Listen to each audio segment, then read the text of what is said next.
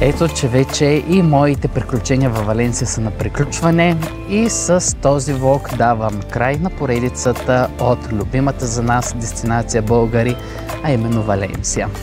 В това видео ще ви дам най-важната информация, къде трябва да отседнете, какво да видите, къде да се храните, как да стигнете изобщо до тук и кога е най-подходящото време за посещение.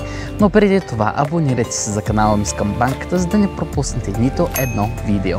До Валенсия много лесно може да стигнете. Има директни полети целогодишно на Ryanair 3 пъти седмично, както и от април до октомври месец Wizz Air също предлага директни полети. Ако си ги резервирате доста по-отрано, може да намерите и на много достъпна цена, на цени от 70-80 евро за двупосочен билет. Валенсия по принцип е изключително голям град. Тук живеят близо 850 000 души. Според мен това не е истинското място, за да дойдете да направите някаква плажна почивка, но разбира се, града не е за подценяване, защото има много интересни места за посещение. Аз реших да комбинирам, хем да разгледам града, хем едни от най-големите забележителности и хем да отделя 2 дни на спокойствие да си почина на плажа. Така че ако търсите почивка плюс плаж, разбира се, лятото е най-подходящо време, но трябва да знаете, че тук е много горещо. Все още сме средата на юни месец и температурите приближават 40 градуса. А иначе, ако искате да направите една градска разходка, разбира се, най-перфектното време е през пролета или есента. Когато сте на летището, вече кацнали във Валенсия, ще се чудите как да се придвижите до града, но е много лесно. Има различни автобуси и метро. Цената на градския транспорт е 2 евро на билетче в посока. Но иначе, ако сте с много багаж или голяма групичка, може да си вземете и такси. Аз тук използвам такситата Uber, но общо взето няма никакво значение дали ще ползваш някой от тези нискобюджетните, където се водят, или градските таксита. Цената е една и съща. От летището до града ми излезе около 25 евро. И вече тук, къде да отседнете, е доста сложно да ви кажа, защото, както казах, града е много голям. Но ако искате, примерно, да направите някаква туристическа обиколка, да гледате забележителности, тогава, разбира се, колкото по-наблизко сте до стария град, толкова ще бъде по-добре. Но пак трябва да знаете, че има и някои забележителности, атракции, които се намират доста далечко и ще трябва да ползвате градския транспорт или таксита. Аз съм отседнал в хотел Новотел, който е горе-долу на около 2 км от стария град. Цените са доста скъпи, аз и заради това избрах този хотел. Той беше, нали, от среден клас на добра цена. Общо взето предполагах, че е добра, допреди да го видя. За 7 нощувки ни беше 700 евро. Но в цената не е включено закуска. Ако искате закуска, се доплаща по 20 евро на човек. Бих казал, че е доста скъпо. Нямаше нищо по-евтино. Когато резервирах, гледах и Airbnb-та. Те също бяха на доста скъпа цена. Предполагам, че, разбира се, пролета, зимата или есента ще бъдат доста по-достъпни цените. Явно просто има и много туристи през летните месеци тук. Както казах, във Валенсия има много места за посещение. Аз ви предлагам да си вземете дневна карта, която е за 1, 2 или 3 дни. Цените започват от 15 евро. Вътре включва градския транспорт неограничено и безплатно, както и много входове за забележителности на музеи, катедрали и така нататък. По този начин може да спестите много пари, ако искате наистина да посетите много забележителности. Градът на изкуствата, което не трябва да го пропускате, цената е 25 евро. Там ще се насладите на уникална архитектура за Европа. Ще ви върне така в Дубай много. Там се помещават и едни от най-интересните музеи, както и градската опера. Входа за тази атракция е 25 евро за целия комплекс. А точно до него, разбира се намира и океанография.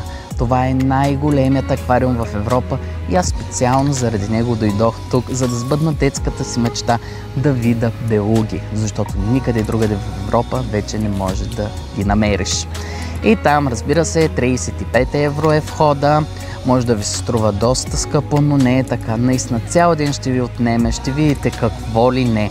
Имам сниман влог от там, разбира се, може да го видите, когато изгледате и това видео. Следващата атракция, която ви препоръчвам с две ръце, това е биопарка. Входа на тази зоологическа градина е 30 евро и пак казвам, заслужава се. В него ще видите истински африкански животни, които живеят в собствения си хабитат много отблизко. Няма смисъл да пътувате чак до Африка, до саваната, за да ги видите. Според мен това е най-добрият зоопарк, разбира се, от тези, които съм посещавал. Независимо дали сте с деца или не, вие ще се влюбите в това място. Очудващо е, че музеите във Валенсия изобщо не са скъпи, входовите са между 2 и 5 евро. Единствената забележителност, която беше по-скъпа в Стария град, това беше градската катедрала, за която се заплаща 10 евро. Наистина много ми харесва, но бих казал, че е прекалено много за тази цена, защото според мене катедралите са Божий храм и там не трябва да има вход за вярващите. Но разбира се, ако обичате да посещавате, вървете задължително. Както също така може да разгледате музея на керамиката, е много интересен.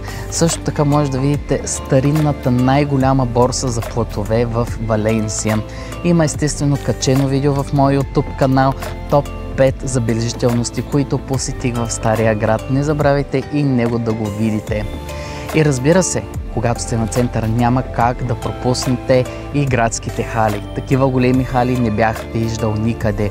Там може да опитате страшно много интересни тапаси, сладка, различни десертчета. Може да си купите плодове, зеленчуци, риба, месо. Наистина, такива хали само в мечтите ми е било. Аз ако бях тук на Airbnb, със сигурност щях там да си пазарувам и да се храня в апартамента. А иначе, ако искате да правите тук и плажна почивка, предлагам ви централния плаж. Той е най-голям, най-хубав. Разбира се, има и шезлонзи. Цената на тях са 9 евро за шезлонг и 9 евро за чадър. Не препоръчвам да го посещавате през почивните дни, защото аз когато дойдох, веднага неделята дойдох и беше пълна лудница. В момента сме делничен ден и вие виждате зад мен сами колко е спокойно. Но тук интересен факт ще ви дам, че испанците не обичат ето тези шезлонзи и чадъри. Те направо си носят всичко от тях. Шатри, чадъри, кърпи, хавли, рибарски столчета и какво ли не. Така че със сигурност и да дойдете тук през уикенда ще си намерите къде да седнете. И разбира се, тук сигурно се чудите дали е скъпо във Валенсия или не, но и това ще ви кажа. Разбира се, цените в Испания последните 3 години са се удвоили и е доста по-скъпо от това, което беше преди, но за мен е една идея по-евтино, отколкото в Финландия, но иначе цените са горе-долу сходни на тези в България. Примерно, ако искате да излезете на заведение, да хапнете, примерно едно основно с някаква бира или чаша вино е между 15 и 20 евро. В Макдоналдс, ако искате да се храните по бързи закуски, едно меню е 11 евро. Предполагам и в KFC и Burger King цените ще бъдат доста сходни. Също така, ако сте в градските хали и искате да опитате различни тапаси, там са между 2 и 5 евро, но те са буквално като хапки. Знаете как испанците обичат да се хранят. Вземат си различни неща и си ги смесват, за да опитат от абсолютно всичко. Бирата по заведенията е между 4 и 6 евро, а ако сега вече отидете в някой много квартално кръчме, където са само местните алкохолици, както го наричам, там може да я намерите и за евро и 52. Коктейлите варират между 9 и 15 евро. Според мен са доста скъпи за Испания. Реших да посетя един супермаркет, за да видя какви са цените там, защото все пак много хора разчитат и на по-бюджетните пътувания да отсядат в Airbnb и да се хранят там. Доматите започват от 2 евро за килограм, картофите около 2 евро, чушките 3 евро, краставиците са 2 евро за килограм, има готови салати от 3,60 за бройка, прясното мляко за литър е евро и 75, кафе от 5 евро за 250 грама, хляба е от евро и 20, зехтин 7 евро за 750 мл, шунка за сандвичи от 1 евро за 100 грама, крема сирене за мазане 2,70, Кашкавал за 250 грама 3 евро и 50 цента. Но в големи количества, когато пазаруваш в някои магазини, може да има много големи отстъпки. Примерно дори и до 70-80%. Но по-скоро то е по-за местните, защото те имат и тази карта за магазина клиентската, която е. Пилешкото филе е 6 евро и 50 цента за килограм, свинско филе 6 евро за килограм, безалкохолните на Кока-кола от 2 евро за литър и половина, бирата започва от 86 цента, а вината от 3 евро. Тук може да пишете под видеото като коментар дали според вас цените са доста по-достъпни отколкото в България, дали са същите или са по-скъпи, но според мен цените са доста еднакви. И разбира се, за финал на това видео искам да ви кажа дали е безопасно тук, дали има много клошари по улиците и изобщо дали те притесняват хората, както на повечето туристически дестинации. Ами ако трябва да съм честен, аз не се чувствах безопасно, докато примерно съм в града, защото още първия ден, когато пристигнах тук, един чичак така много хубаво ме преследваше близко до гърба отзади. Също така има много хора, които са без дом, живеят на улицата и просят. Аз не бях виждал чак такова нещо до сега. Също така мизерията тук на места е много голяма. Испанците буквално си хвърлят пащчета, хартийки на пода на заведението. Така че, приятели, има си плюсове, има си минуси, но разбира се, аз се радвам, че посетих Валенсия. Не съм сигурен дали ще дойда отново тук, защото според мен той е от точно тези градове, където един път стига да ги посетите. Надявам се това видео да ви е харесало, както и да съм ви бил полезен.